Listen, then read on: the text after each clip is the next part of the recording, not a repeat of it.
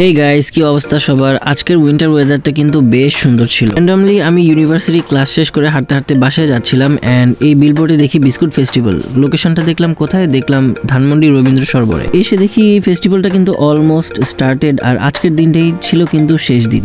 এখানে কিন্তু অনেক সুন্দর সুন্দর এবং ছোট ছোট স্টল দেওয়া হয়েছিল এবং এখানে বাচ্চাদের গেমসেও আয়োজন করা হয়েছিল।